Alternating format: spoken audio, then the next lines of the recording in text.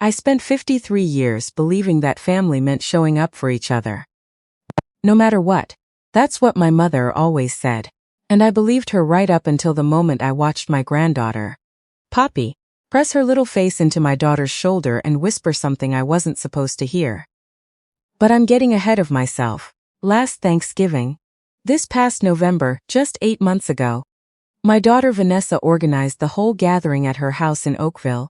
She does that every year. She's the planner in the family, always has been. She made the turkey, the stuffing, the cranberry sauce from scratch. She borrowed folding tables from the church down the street so everyone could sit together. She spent 2 weekends before the holiday making little handmade place cards for 31 people. 31 people, that's what our family looks like now. My late husband Gerald's side, my side, the kids who married in, the grandchildren who arrived over the years. It's a lot of noise and a lot of dishes, and I genuinely love every chaotic minute of it. Or I did. My son-in-law Trevor's parents, Beverly and Conrad, drove up from Burlington. They're the kind of people who arrive early and immediately start offering to help. Which is lovely. But then sort of take over the kitchen in a way that makes Vanessa quietly clench her jaw while still smiling. I've watched this happen for 12 years. It's become its own kind of family tradition. Beverly brought the pies. 4 of them.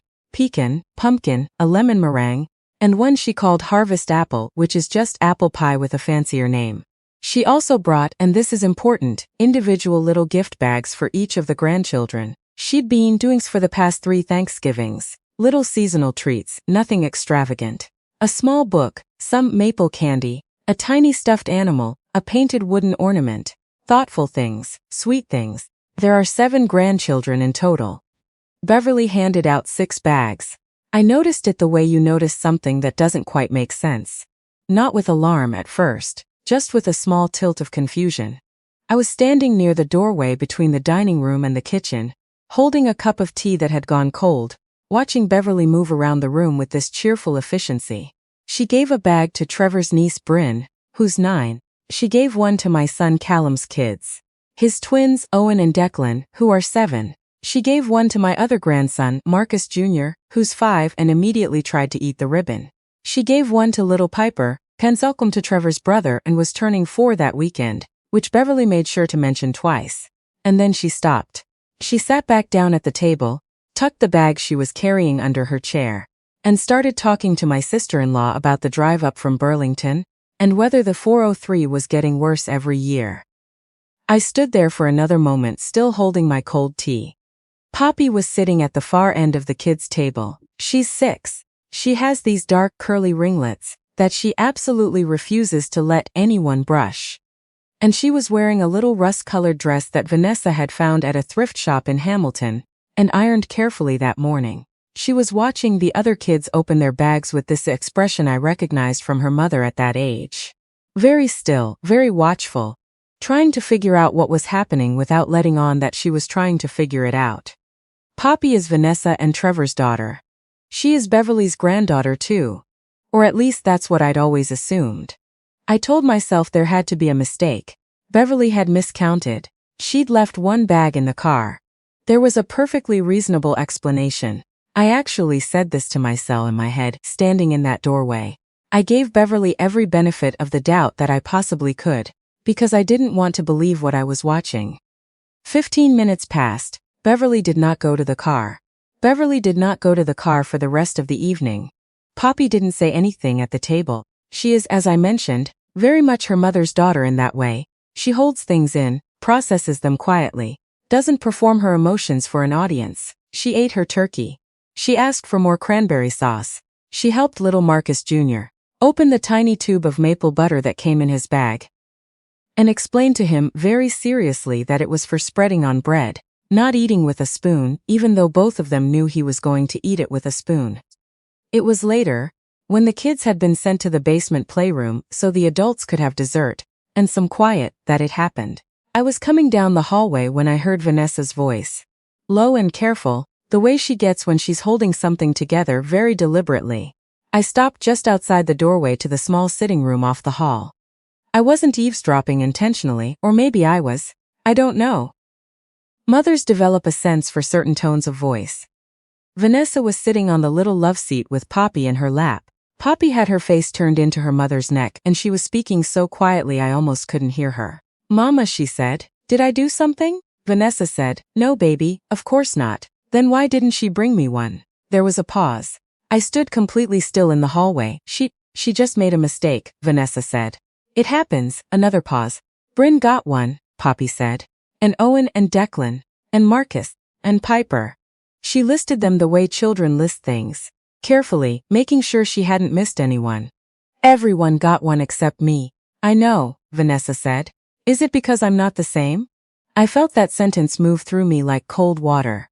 Not the same. 6 years old and she was already trying to locate the reason. Already turning it over, trying to figure out what variable she represented that made her the exception. I pressed my hand against the wall to steady myself. What Poppy meant, and what I think about now every time I replay this, is that she's adopted. Vanessa and Trevor adopted Poppy as an infant. They went through 2 years of the provincial process. The home studies, the waiting, the uncertainty. And then one afternoon in December 6 years ago, they drove to a hospital in Mississauga and came home with this small, furious, dark-haired baby who screamed for 3 weeks straight. And then, suddenly, just looked around and seemed to decide she was staying. She is the most Vanessa-like person I've ever met. DNA entirely aside. She has Vanessa's stubbornness, Vanessa's precision, Vanessa's habit of folding her hands in her lap when she's thinking. I don't know how that happens. I think it happens because of all the hours and years of just being around someone, absorbing the small specific way they move through the world. Poppy is my granddaughter. There has never been a single moment where I felt otherwise, but apparently Beverly had done some arithmetic about it that arrived at a different answer. I didn't go in. I stood in that hallway. And I listened to Vanessa tell her daughter that she was not missing anything, that she was not less than, that Grandma Beverly had simply made a mistake. Poppy eventually accepted this, the way children accept explanations that don't fully satisfy them. She let it go on the surface and tucked it somewhere internal to examine later. She kissed her mother's cheek and slid off the see to love seat, and went back downstairs to the other kids. Vanessa sat there alone for a moment, before she noticed me in the doorway. She looked at me, and her eyes were dry, but her face was doing something very complicated. "Mom," she said. "I know," I said. "Don't. I'm not going to do anything tonight," I said. And I didn't. That was the thing I'm actually still proud of. I didn't do anything that night. I went back into the dining room and I ate a piece of Beverly's pecan pie, and I talked to my sister-in-law about her renovation, and I laughed at the right moments, and I cleared dishes, and I kissed everyone goodbye, and I drove home to my apartment in Burlington, and I sat in my kitchen with the lights off for a very long time. My husband Gerald died 4 years ago. Colon cancer, 14 months from diagnosis to the end. I don't say that for sympathy. I say it because it's part of who I am now.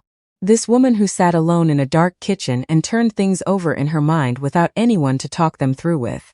I've gotten good at it, in the way you get good at things you'd rather not have to be good at. What I kept coming back to was Poppy's voice. That specific, careful, terrible question. Is it because I'm not the same? I have a friend, Elaine, who has grandchildren too. 4 of them, through her son. She lost her husband around the same time I lost Gerald, so we've become close in that particular way that grief creates. Not through shared interests or history, but through the specific texture of the same kind of loss. I texted her at 11:30 that night. Just, "Something happened tonight and I don't know what to do with it." She called me immediately, because that's who Elaine is. I told her everything. She listened without interrupting, which is rarer than people think. When I finished, she was quiet for a moment. "What do you want to do?" she said. "I want to burn down the earth," I said. "Okay," she said. "And after that?" I laughed despite myself. "I want Beverly to understand what she did, and I want it to stick." "Then, don't do it tonight," Elaine said. "Don't do it tomorrow either. Do it when you're completely calm and you've thought it all the way through to the end." I slept badly. I woke up at 5 in the morning, and then again at 6:30. And by 7:15 I was sitting at my kitchen table with a full pot of coffee and a notebook, which is something I haven't used since before Gerald died but apparently still keep in the drawer beside the stove. I made a list. Not an angry list, a clear one. What I knew for certain. What I didn't know but suspected. What I wanted to happen. What I could reasonably make happen. What I was willing to lose. This is, I've come to believe, the difference between reacting and responding. Reacting is what I would have done the night before. In that dining room, if I had been a slightly different person. Responding is the version that requires you to sleep on it and write things in a notebook by yourself in the morning. At 8:15, I called Trevor. I chose Trevor for a specific reason. Not Vanessa. Vanessa was already carrying it, already having managed it the night before with Poppy, already having done the invisible labor of translating Beverly's omission into something a 6-year-old could survive. I didn't want to add my weight to what she was already holding. And I chose Trevor because Beverly is his mother, and because the conversation needed to land there, directly, without me being seen as the difficult grandmother-in-law who couldn't stay in her lane. Trevor answered the second ring. He was making breakfast. I could hear it. The particular sound of a pan on a burner.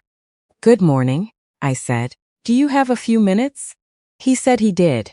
He turned the burner off. I told him what I'd seen. I told him clearly and without drama, the way you'd describe a sequence of events to someone who wasn't there. I told him about the 6 bags and the 7th grandchild who didn't receive one. I told him about finding Vanessa and Poppy in the sitting room. I told him what Poppy had said. Trevor was quiet for a long moment. "I didn't know about the bags until they were already being handed out," he said. "I believe you," I said, and I meant it, and I didn't count. He sounded like a man who was doing a very unpleasant calculation in real time. "I should have counted. You were hosting 31 people," I said. "I'm not calling to put this on you." "Then what are you calling for?" he said. Not defensively, genuinely. "I'm calling because you deserve to know what your daughter experienced last night. And because I think your mother needs to know too.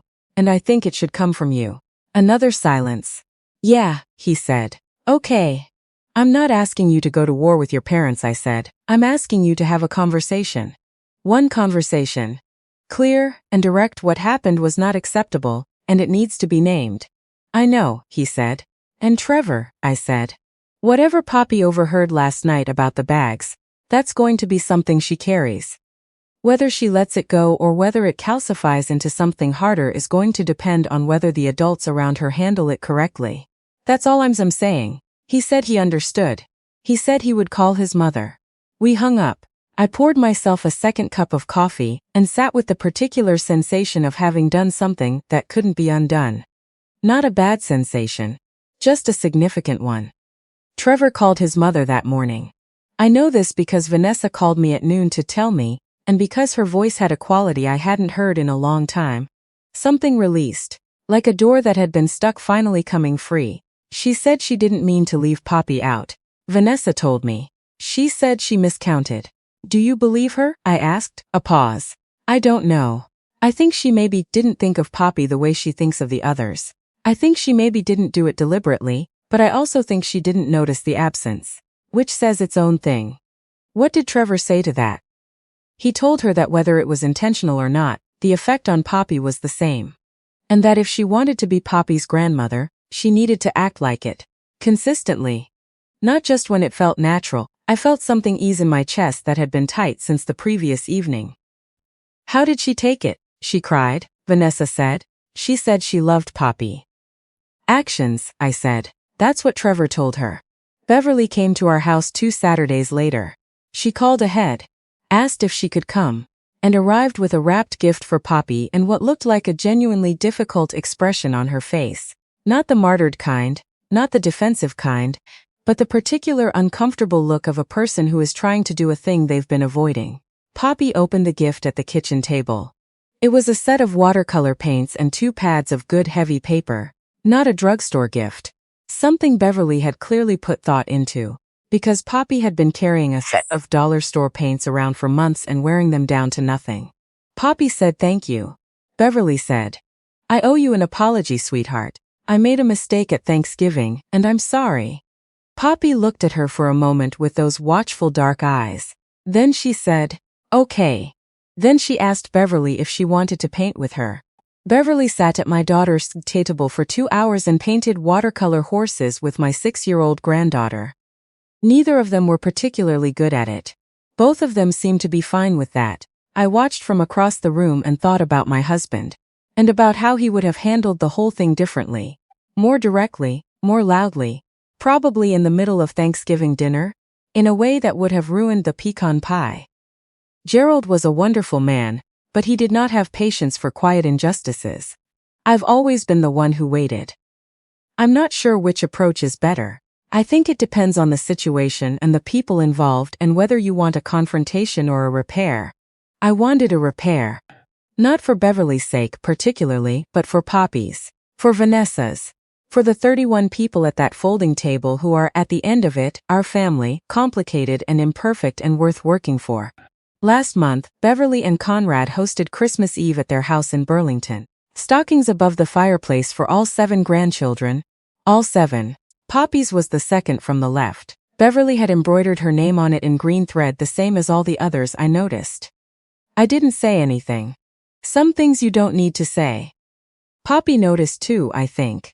She stood in front of that fireplace for a moment before she reached up and touched her own name with 2 fingers.